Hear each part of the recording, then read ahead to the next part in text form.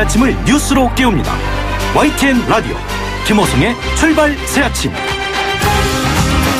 여러분 안녕하십니까. 출발 새아침 김호성입니다. 이 시간 통해서 마오 쩌뚱의 말을 인용한 적이 있습니다. 피 흘리는 정치가 전쟁이고 피 흘리지 않는 전쟁이 정치다라는 말입니다. 말로 하는 전쟁, 정치가 사람들의 마음에 피눈물을 나게 만들고 있습니다. 세월호 5주기였던 어제 유가족을 겨냥한 두 정치인의 발언으로 고인을 추모하는 슬픔의 현장이 분노의 현장이 돼버렸습니다. 당사자들은 해당 글을 삭제하고 사과글을 올리거나 유가족이 아닌 정치권을 향해서 한 말이었다고 해명했지만 진정성이 전해지지 않았습니다. 정치권의 막말이 우리 사회를 공감 아닌 공분의 사회로 추락시키고 있습니다. 불편한 감성이 지배하는 사회에서 정치인에게 필요한 것이 무풀보다 악풀. 그래서 노이즈 마케팅이라면 이젠 유권자들이 냉정한 이성으로 물건을 고를 때가 되지 않았나 싶습니다. 관련 기사에 한 네티즌이 이런 댓글을 올렸습니다. 아픔을 안고 살아가는 가족도 소중합니다. 아픔을 바라보는 가족도 소중합니다. 국가 이익보다 개인 이익을 우선시하는 대한민국 여야 정치인들 동업자들이십니다. 네, 슬픔은요 거래하는 것이 아닙니다. 나누는 것이죠. 4월 17일 수요일입니다. 잠시 후 출발하겠습니다.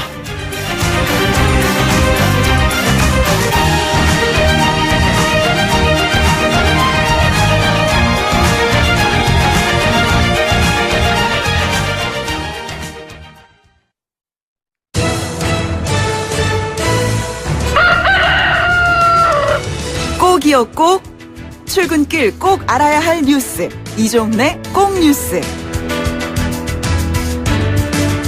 네, 시사평론가 이종훈 박사 나오셨습니다. 어서 오십시오. 네, 안녕하세요. 과히 태극기 순환사라고 말해도 틀리지 않을 법한 그러한 상황이 끊이지 않고 이어지고 있습니다. 네. 문재인 대통령이 어제 중앙아시아 3개국 순방차 이제 출국을 하셨죠. 네네. 그런데 전용기, 공군 1호기 상단에 내거는 태극기 있지 않습니까? 이게 이륙 직전까지 거꾸로 걸려 있었습니다. 환송 행사 전에 대한항공 실무자가 태극기에 이물질이 묻은 걸 발견을 하고 새 태극기로 교체하는 과정에서 잘못 내걸었다는 얘기고요. 이후에 이제 청와대 비서진이 발견해서 고쳐단 뒤에 이제 이륙을 한 건데요.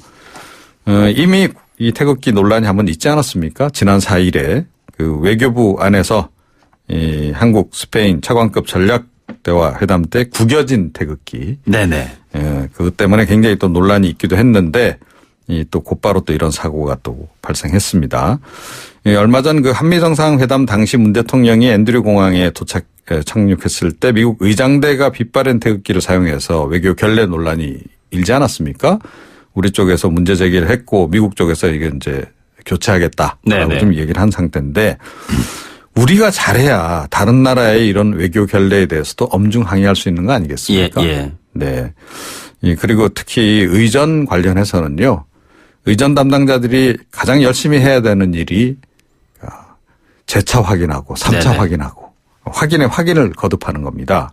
좀 잘하자. 네네. 이런 얘기를 좀 안 할 수가 없고요. 그리고 그 19일에 이제 우즈베키스탄에 문재인 대통령이 체류하실 예정이신데요. 그때 이미선 후보자 임명 제거를 전자결제로 할 것으로 지금 전해지고 있습니다. 네네. 배경에 대한 별도 설명도 없을 가능성이 크다. 이런 얘기가 전해지고 있네요. 예. 의전이라는 것이 단순한 형식의 차원이 아니잖아요. 어떻게 보면 내용을 담는 그릇이라는 차원에서 정말 심사숙고해야 되고 저희들 보면 외교에서는 그 의전을 통해서 국격이 드러나죠. 그렇죠. 예. 이제 일종의 품격을 재는 잣대로서의 의전이라는 것이 이렇게 자꾸 시행착오를 겪는다면 이거 어떻게 해야 되나 걱정이 큽니다. 북러 정상회담 때는 그러지 않았으면 좋겠습니다. 네. 임박했죠. 북러 정상회담도. 24일 설이 지금 유력하게 떠오르고 있습니다. 푸틴 대통령이 26일부터 27일 중국 베이징에서 열리는 1대1로 정상포럼에 참석할 계획인데요. 그 직전 24일께 블라디보스톡에서 김 위원장과 만날 가능성이 높다. 이런 관측이 나오고 있습니다. 네네. 이런 속에 또 이 스티브 비건 미국 국무부 대북 특별대표가 17일부터 18일 사이 모스크바를 또 전격 방문을 해요. 예. 자, 이것도 배경이 분명히 있는 것 같죠. 역시 급속한 북러 관계 개선에 뭔가 경고 메시지를 보내려는 거 아니냐. 네네. 이제 이런 이제 분석이 나오고 있습니다. 이런 속에 북한이 최근 그 남측 민간단체들하고 접촉하지 말라는 금지령을 내렸다는 보도도 지금 나와 있습니다. 예. 뭐 얼마 전에 대북 특사를 북측에서 거절한 거 아니냐라고 하는 대북 특사 거절설도 불거지기도 했었는데 북한 김정은 위원장이 당분간은 남쪽하고 접촉을 원치 않을지도 모르겠다라는 생각이긴 합니다. 예. 이런 속에 또 트럼프 대통령은 속도 조절론을 또 본격 제기하고 있죠. 새 발언이 이제 어제도 많이 전해졌습니다만 빨리 움직일 필요가 없다. 이거는 김정은 위원장이 연말까지로 시한을 준 거에 대한 반응인가요? 으로 지금 이해를 하고 있죠. 참. 저희가 여기서 이제 얘기하지 않았습니까? 네네. 이 트럼프 대통령이 아무래도 좀 우려먹기를 하는 것 같다. 아무래도 그런 쪽으로 흘러가는 것 같습니다. 알겠습니다. 국내 소식이요. 출산율이 저하되면서 국민연금 미래세대의 부담이 더 늘어날지도 모른다. 자, 이런 얘기가 이미 뭐 나왔습니다만 네. 진짜 실질적으로 걱정이 되는 부분이에요. 이게 약간 발등의 불로 좀 떨어진 상황입니다. 그러니까 초저출산. 그래서 지금 출산율이 0%대로 급속히 지금 저하한 것이 최근 수치로 좀 확인이 되고 있지 않습니까? 예. 올해 들어서 특히 또 이게 또 급속히 또 떨어지고 있는 그런 상황인데요. 아시다시피 지금 국민연금 개편안 관련해 가지고 지난해 12월에 보건복지부가 보험료율을 현행 9%에서 12 내지 15% 올리는 네네. 그 방안을 내놨다가 문재인 대통령한테 이제 질책을 받았죠. 국민 눈높이에 맞지 않는다. 전면 재검토해라라고 이 얘기를 했습니다. 그러니까 결국 덜 내고 더 받게 하는 구조로 이제 어떻게 좀 연구 좀 해봐라. 이제 이런 지시를 한 거고 그 이후에 보건복지부가 4개 개편안을 내놨죠. 보험료율 9% 유지하는 방안부터 최대 13%까지 인상하는 방안. 예. 자, 그래서 이제 국회로 넘겨놓은 그런 상황인데 최근에 이제 출산율이 급속히 하락하면서 이거를 좀 재추산을 한 보고서가 하나 나왔어요. 예. 경제사회노동위원회 산하의 국민연금 개혁 특위 공익위원 김용화 순천향대 교수가 지난 5일에 2019년 인구 추계에 기초한 국민연금 개편 방안 보고서라는 걸 내놓은 겁니다. 네네. 그러니까 올해 이제 인구 추계를 기반으로 해서 다시 산정을 해보자. 뭐 이런 얘기입니다. 자, 그랬더니 보험료율이 2060년 정도 되면 한 30.3%까지 높아져야 한다는 거죠. 예. 지금 9%인데. 네네. 그러니까 사실은 지난해 보건복지부가 내놓은 그 보험료율보다도 훨씬 더 높여져야 이게 사실은 제가 보기에도 정상인 것 같습니다. 예. 자, 이게 이제 현실과 이제 기대 수준의 이제 차이라고 이제 볼 수 있을 것 같은데요. 그래서 지금 통계청이 인구 추계 다시 하겠다라고 지금 나선 상황이고 보건복지부도 지금 개편안을 새롭게 내놔야 하는 그런 상황이 지금 됐거든요. 네네. 지금 덜 내고 더 받으면 당연히 미래 세대의 부담은 더 늘어날 수밖에 없습니다. 예. 어느 쪽이 나으세요? 저는 차라리 제가 더 내더라도 네네. 미래 세대가 부담을 덜하는 게 좋을 것 같은데. 예.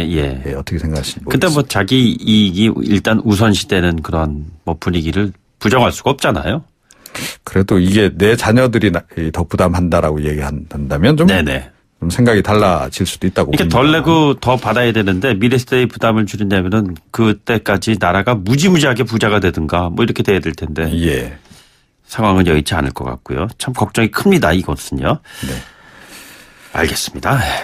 오늘 또 박유천 씨가 경찰 소환 조사를 받는데 이게 참 사랑하는 두 사람이 이젠 적이 됐어요. 이게 참 적과의 동침. 뭐 이 영화가 생각나네요. 네, 사랑도 잘해야 하는 거죠. 예, 이거 참 이제 오늘의 핫피플이 당연히 박유천 씨가 되지 않을까 이런 생각이 드는데 네네. 최근에 굉장히 논란이 많지 않았습니까? 예. 오늘 오전 10시에 일단 경찰에 이제 출석을 하게 되는 건데 신분이 또 바뀔 수도 있겠습니다. 어제 이 관련해서 지금 이제 이 박유천 씨 신체, 자택 등에 대해서 압수수색했고 또 뭐 함께 마약 투약했다라고 이제 주장한 황하나 씨에 대해서도 압수수색 이제 추가로 또 했습니다. 일단 그 모발 소변 임의로 제출받아서 마약 반응 검사를 한 결과는 음성으로 나타났고요. 네네. 예, 국립과학수사연구원에 보내서 좀 더 정밀 감정을 한다고 하고 한 3주 정도 걸린다 그러고요. 예. 이런 속에 또 방송인 에이미 씨가 최근 본인 관련 그 정보지 내용에 대해서 좀 약간 해명성 폭로를 또 내놨습니다. 좀 말이 좀 이상하긴 하네요. 이 해명성 폭로. 네. 그런데 뭐 결국 그 내용입니다. 그러니까 나는 이랬다 뭐 이런 거 아니에요? 예. 예. 뭐 이미 사실은 이제 과거에 그 약간 마약성 그 의약품 투약 혐의를 해가지고 처벌을 받지 않았습니까? 네네. 그런데 이제 그 당시 있었던 일이 이제 추가로 또 뭔가 이 정보지 보도를 탄 건데요. 모든 프로포폴은 A군과 함께였다. 졸피뎀도 마찬가지였다. 네네. 나는 지금 저지른 죄로 용서를 빌고 있고 아직도 벌을 받고 있는데 예. A군은 환하게 웃으며 TV에 나오고 있다. 네네. 예, 연예인이 또 다른 연예인이 또 지금 이제 그래서 논란이 좀 되고 있고요. 뭐 지목한 사람의 소속사 쪽에서는 또 뭐 왜 또 이런 식으로 나오는지 모르겠다라고 네네. 또 반응을 보이고 있기도 하고 그렇습니다. 알겠습니다. 여기까지 듣겠습니다. 오늘 말씀 고맙습니다. 네. 이종훈 시사평론가였습니다.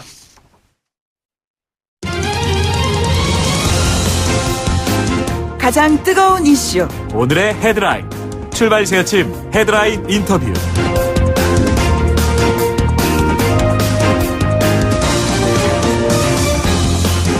예, 조두순 이 이름 석자 기억하시는 분들 많으실 겁니다. 조두순법이 어제부터 본격 시행됐습니다. 앞으로 출소하는 조두순 물론이고요. 미성년자를 대상으로 성범죄를 저지른 범죄자는 출소 뒤에도 1:1 집중 감시를 받게 된다 하는 얘기입니다. 그런데 실효성 여지 이 부분에 대해서 문제를 제기하는 측도 있는 것 같습니다. 이명숙 변호사를 전화 연결하겠습니다. 변호사님 안녕하십니까? 네, 안녕하십니까? 네, 앞서 제가 잠깐 언급했습니다만 조두순 사건 피해자 관련된 조두순법이 어제부터 시행이 되지 않았습니까? 네. 예, 우리는 흔히 피해자였던 나영이를 기억하는 분들이 많은데요. 이 법의 이름 자체는 가해자로서 돼야 되는 것이 마땅하다. 뭐 이런 사회적인 분위기는 이미 알려진 바 대로고요. 나영이의 법률 대리인을 맡으셨지 않으셨습니까? 네. 그게 언제였었죠? 나영이 사건이라고 처음에 이야기했죠. 조두순이 범죄를 저지른 건 2008년 12월이었고 그렇습니다. 저희가 수사 과정에서 법무부 검찰이 잘못한 것을 이유로 국가 상대로 손해배상 청구한 것은 지금으로부터 10년 전이죠. 네네. 2009년, 2010년이었습니다. 네네. 지금도 나영이 부모님과 연락하시나요? 네. 계속 연락하고 있고 가족들과도 만나고 있습니다. 네네. 이 개인의 어떤 프라이버시 내지는 신변 보호 뭐 이런 측면에서 대단히 좀 민감한 사안이긴 합니다만 나영 학생 잘 지내고 있는지요? 예, 잘 지내고 있습니다. 우리 사회 모두가 나영에 대해서 많이 걱정해주고 있죠. 네네. 그리고 격려해주시는 덕분에 잘 성장해서 대학생이 되었습니다. 그렇습니까? 예. 네, 나처럼 상처 입은 아이들을 위해서 뭔가 의미 있는 일을 하고 싶다 하면서 정말 열심히 살고 있습니다. 그렇습니까? 예. 일상의 삶이 아주 밝은 모습인지요? 네, 밝습니다. 언니와 나영이가 그 사건, 그 상처를 겪고 아픔을 이겨내면서 우리도 나중에 우리가 도움을 받은 것처럼 뭔가 도움을 주면 좋겠다는 생각을 했고 네네. 그래서 언니는 변호사가 되겠다고 또 법대를 진학해서 공부하고 있고요. 예. 또 나영이는 나는 이렇게 마음으로 상처받은 사람들을 치유해 주겠다고 네네. 상담을 하겠다고 공부를 열심히 하고 있습니다. 관련 분야에서. 너무 다행스러운 일입니다. 정말 네. 참 아침에 듣는 아주 좋은 소식입니다. 예, 어제부터 그 조두순법이 본격적으로 시행이 됐는데 말이죠. 이 부분에 대해서 여러 가지 우려를 하시는 분들도 꽤 많이 있으실 것 같은데 일단 이번 조두순법의 핵심 내용을 간단히 좀 설명해 주신다면요. 네, 조두순처럼 이 미성년 아동을 성폭행을 하면 나중에 언젠가 그 형을 마치고 나올 거 아닙니까? 네네. 나오게 될 때 다시 그 범죄를 저지를 위험이 높은 그런 범죄자들을 가려서 보호관찰관이 1:1로 24시간 밀착 감시하겠다라는 것을 골자로 하는 법안입니다. 네네. 이 1:1 보호관찰이라는 것이 현실적으로 과연 가능할까 이렇게 좀 궁금해하시는 분들도 있는 것 같습니다. 네. 전혀 불가능하죠. 네네. 우선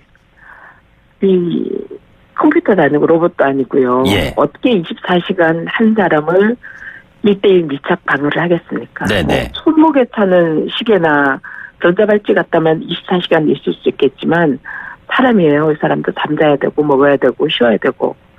그런데 한 사람이 1대1로 24시간 밀착 방어한다? 그러면은 일주일에 52시간 근로시간 상한을 정하고 있는 근로기준법 위반입니다. 네네. 24시간 7일 동안 주 168시간을 일해야 되는 거예요. 네네. 그러려면 1대1로 24시간 마크하려면 최소한 4명의 보호관찰관이 밀착 감시해야 되는 거예요. 그렇죠. 예. 24시간. 네네. 그런데 24시간 감시가 가능한가요? 그리고 현재 우리나라의 보호관찰관 한 명이 130명 넘는 범죄자들을 감시하고 있어요. 네네. 그러면 4명의 보호관찰관이 재범 위험률 높은 사람 한 명을 밀착 감시하려면 근로기준법 하에서 그러면 520명이 넘는 보호관찰 대상자들을 포위해야 되는 게 우리 현실이에요. 네네. 아무런 예산도 없고 보호관찰관도 없고 또 24시간 밀착 감시하는 것 자체가 불가능한 이런 현실에서 이런 법을 만든다는 것 자체가 글쎄 조두순으로 인해서 국민들이 내년에 출소하는 것에 대해서 많은 이야기를 하니까 걱정을 하고 하니까 어쩌면 보여주기식 그 법이 아닌가라는 생각에서 저로서는 이런 현실성 없는 법을 왜 만들었나 하는 생각을 하고 있습니다. 예. 그럼 변호사님 이것이 좀 현실적으로 우리 사회에서 정책하기 위해서는 어떤 과정을 좀 거쳐야 한다고 보시는지요? 저는 개인적으로 이런 재범 가능성이 있는 그 미성년자 대상으로 한 성범죄자들이 출소할 때 1대1로 24시간 밀착 방어하는 밀착 감시하는 보호관찰관 제도를 입법하기 전에 네네. 오히려 그 예산이나 인력을 경찰청의 성폭력 특별수사대 같은 곳에다가 줘서 네네. 제대로 조사할 것을 그래서 성범죄자들이 빠져나가지 못하게끔 하는 게 더 필요하다고 생각합니다. 예, 예. 지금 현재 성폭력을 저지른 다음에 출소한 사람들의 재범률은 2%가 되지 않는다고 법무부가 발표하고 있습니다. 네네. 나와서 100명이 나오면 그중에 재범 저지른 사람이 2명이 안 됐다는 거예요. 예. 그런데 520명의 보호관찰을 해야 할 보호관찰관 4명을 빼서 그 2%도 안 되는 사람을 24시간 밀착 방어하기보다는 네네. 성폭력을 당해도 신고율이 10%도 되지 않고요.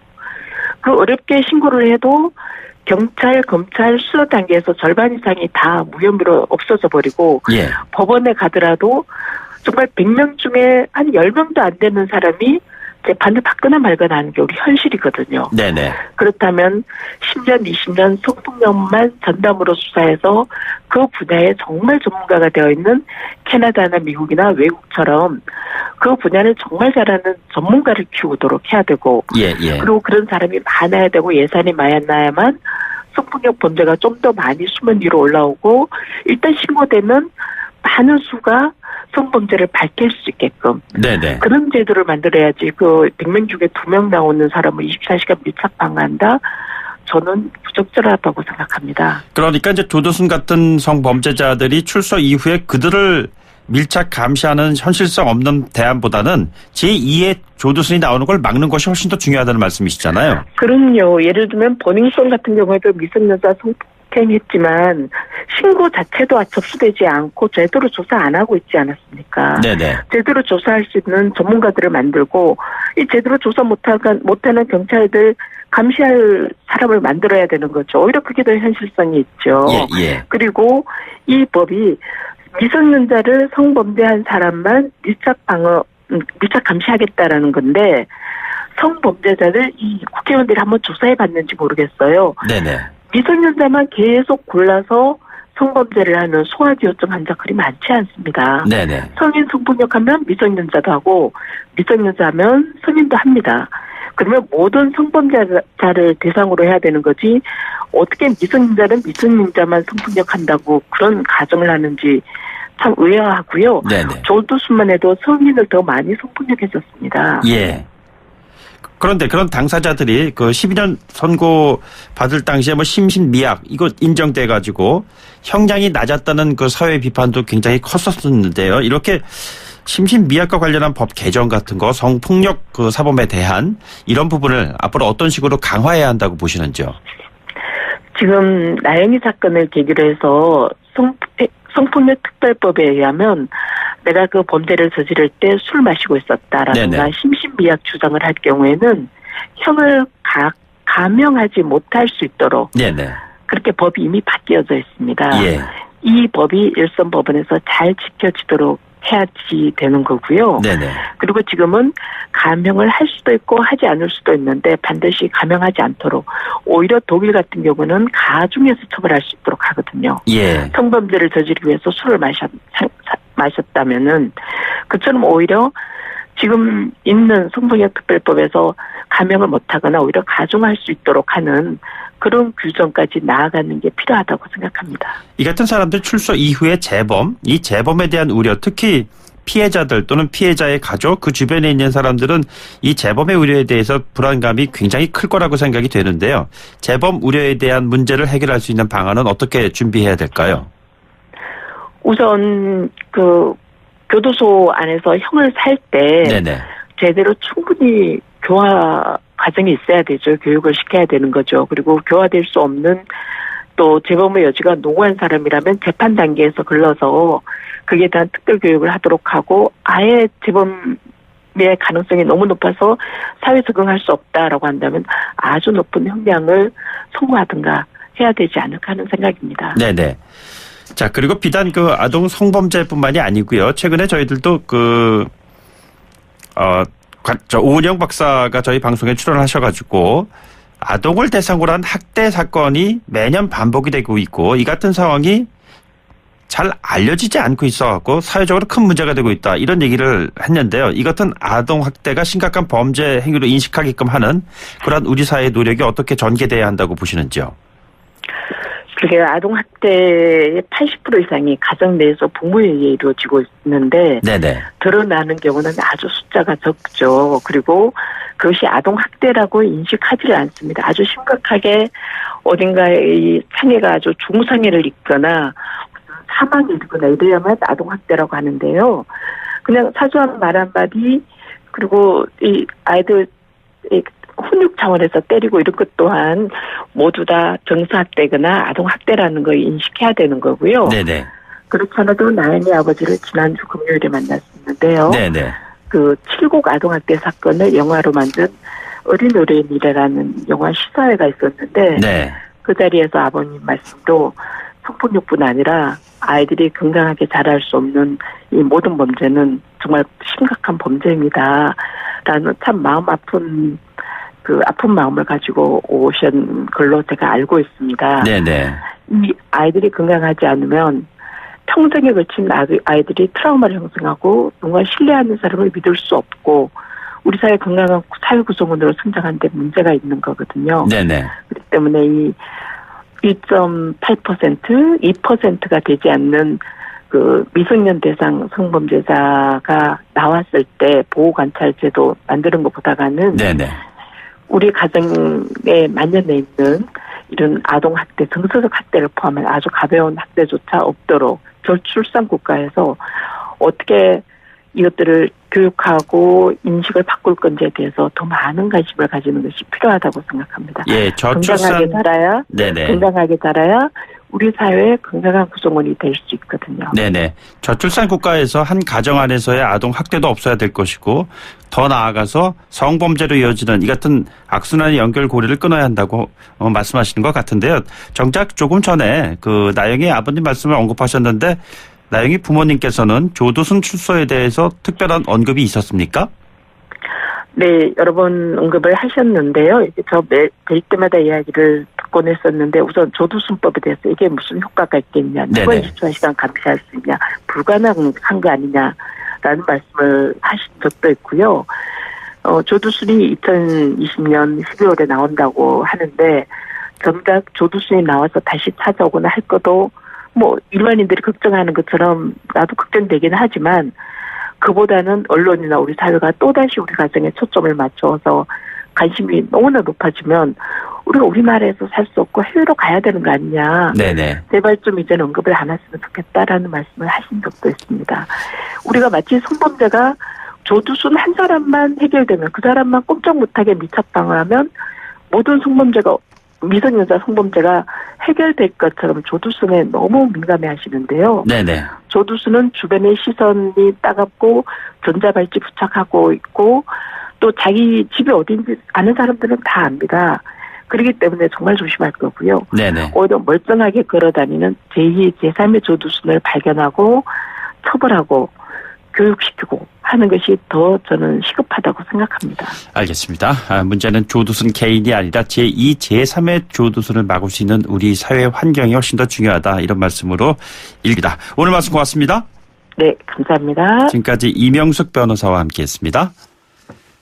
네, 지금 여러분께서는요 94.5MHz YTN 뉴스 FM 듣고 계십니다. 지금 청취율 조사 기간입니다. 관련해서 청취자 입장에서 어느 방송을 듣고 계십니까? 라는 전화를 받으시면요. 지금 이 시간 방송되고 있는 YTN 라디오 김호성의 출발 새 아침을 듣고 있습니다. 이렇게 말씀해 주시면 출발 새 아침에 시동 거는데 큰 힘이 되겠습니다. 청취자 여러분들의 많은 도움 부탁드리겠습니다. 잠시 뒤 돌아오겠습니다. 뉴스를 만들어내는 뉴스, 이슈를 끌고 가는 이슈, 아침을 여는 정통 아침 시사 YTN 라디오 김호성의 출발 새 아침. 네, 출발 새 아침 2부에서는요 오늘 약간 좀 순서를 바꿨습니다. 4부에 출연하곤 했었던 스포츠 문화연구소장 최동호 소장께서 2부에 진행을 맡도록 하겠습니다. 잠시 뒤 돌아오겠습니다.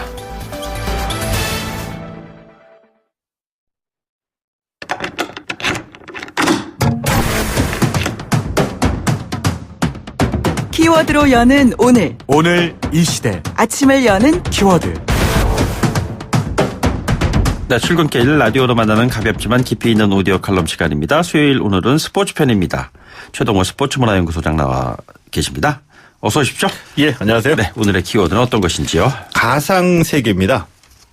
스포츠의 가상세계는 연상이 좀 되네요. 네. 그렇죠. 네네. 예. 그러니까 이 스포츠와 미디어와의 관계에서 이게 생성이 된 이 얘기거든요. 네네. 그러니까 스포츠와 미디어는 뭐 뗄래야 뗄 수가 없죠. 스포츠는 미디어가 없으면 발전하기도 힘들고 흥행도 네네. 어렵고요. 또 미디어 입장에서 보면은 스포츠가 이 콘텐츠로 절대적으로 필요하잖아요. 예. 그런데 한 가지 제가 한번 우리 청취자 여러분들께 질문을 던져봅니다. 네네. 이제 이 방송 중계는 이 경기장을 있는 그대로 화면에 담아서 전달하는 거잖아요. 그렇죠. 예. 예, 그런데 이 방송 중계를 보면 경기장에서 볼 수 없는 장면들을 볼 수 있게 되는 거죠. 그래서 일종의 이제 이 방송 중계와 경기장의 실제 모습이 경기장에 있는 실제 모습을 전달하면서도 플러스적인 요소가 있기 때문에 TV로 보게 되면은 실제와 다른 상상의 세계, 가상의 세계, 허구의 세계가 만들어진다라는 뜻에서 이 가상 세계라는 얘기가 나오게 되는 거죠. 그렇군요. 그러니까 이게 지금 미디어와의 관계를 통해서 스포츠 현장의 모습을 어떻게 보면 훨씬 더 정교하게 볼 수 있는 맞습니다. 가상의 세계가 존재를 한다는 것이잖아요. 보면은. 아마 심판 판정 같은 거에 아주 절대적으로 영향을 줄 거예요. 심판들로서는 좀 괴롭게 되죠. 그러니까 네네. 예를 들게 돼서 TV 중계를 봐가지고 제가 지금 말씀드렸던 이 가상의 세계가 무엇이냐라고 하게 되면은 우리가 경기장에서 가서 보면 이 관중석에 앉아서 경기를 보기 때문에 축구를 예를 들게 되면은 이 선수들이 파울을 저질렀을 때에 네네. 일일이 다 관중석에서 보기가 힘들죠. 야구장에 가게 되면은 늘 논란이 되는 스트라이크냐 볼이냐 야구장에 앉아서 관중석에 앉아서 이거 그 관중 직접 보기도 힘든 얘기입니다. 그런데 TV로 보면은 그 장면만 클로즈업을 시켜서 느린 화면으로 계속 보여주기 때문에 TV로 보는 게 훨씬 더 경기장에서 보는 것과 다르다는 얘기거든요. 또 한 가지는 예를 들어 가지고 이 남자 대학생이 있어요. 이제 피 끓는 청춘이기 때문에 어머니한테는 이제 도서관 가서 열심히 공부하겠다 얘기를 하고 네네. 여자친구와 함께 야구장에 갔습니다. 예. 그런데 이 TV에서 관중석을 비치는 카메라에 여자친구 손잡고 보는 게 나오는 거죠. 어머니가 봤습니다. 예. 근데 그 어머니 입장에서는 경기장에 갔다고 한다면 그 수많은 사람들 중에서 자신의 아들을 발견하기는 힘들 수도 있었을 텐데 네네. TV에만 존재하는 세상에서 자기 아들을 발견하게 된 거죠. 예. 그렇죠? 그러니까 이제 가상의 세계이기도 하고요. 예를 들어 가지고 이러다 보니까 이 미디어 테크놀로지를 이용을 해서 TV가 어느 정도 의도하는 바를 영상을 조작해서 전달할 수도 있어요. 예를 들어서 그렇죠. 뭐냐면은 홈런을 쳤을 때 홈런 친 타자와 홈런을 맞은 투수의 얼굴을 화면을 분할해서 동시에 보여준다든지. 네네. 그리고 이 골키퍼 이 페널티킥을 허용하고 난 뒤에 이 골키퍼와 또 이 골을 넣은 선수의 얼굴을 동시 분할해서 보여준다든지. 네네. 아니면은 우리 흔히 보죠. 이 한일전 할 때 국가대표 때 태극기가 출렁이는 거대한 모습을 배경으로 해서 열심히 응원하는 이 붉은 악마의 모습을 보여주는 게 어떤 것들을 시청자에게 강요 내지는 그 감정을 전달해 주는지 이제 극적인 그런 효과를 노리는 것도 TV 입장에서 보면은 시청자에게 뭔가 감정을 호소하거나 강요하는 거기 때문에 이거는 경기장에서 느끼기 힘든 TV에만 존재하기 때문에 이제 가상의 세계로 얘기를 하는 거죠. 그러니까 이제 카메라가 잡아놓는 현실이라는 것이 그 프레임 안에 또 때로는 프레임 안에 들어있는 사안에 대해서 클로즈업한 내용물에 대해서 그것만 보여주니까 굉장히 디테일하게 보여지긴 하지만 그 자체가 가상이고 또 때로는 허구일 수도 있다는 또 얘기 말씀하시는 거잖아요. 맞습니다. 그런데 이 TV 중계는 또 언어적인 개입이 들어가게 돼요. 그러니까 예를 들어가지고 우리가 이 김호성 앵커께 한번 질문을 한번 드려봅니다. 김호성 앵커도 이제 스포츠를 좋아하시고 많이 보셨으니까 그런데 이 축구 경기나 야구 경기를 볼 때 이 경기장에 가서 보는 것과 TV로 보는 거 어느 것이 더 이 경기에 대한 이해가 빠를까요? 정확하고. 이해가 빠른 것? 그때 현장에서 봐야 될 것 같은데? 현장에서 보면은 벌어지는 상황을 육안으로 직접 관찰하고서 이렇게 돌아가는구나를 알 수는 있지만 경기의 흐름이나 이 개개인 선수의 전체를 플레이에 대한 해석이나 분석은 TV로 보는 게 좀 더 낫거든요. 그렇겠죠. 왜냐하면 TV에는 이 경기 화면에다가 선수나 그 팀에 대한 정보를 그래픽으로 상세하게 정보를 알려주기도 하고요.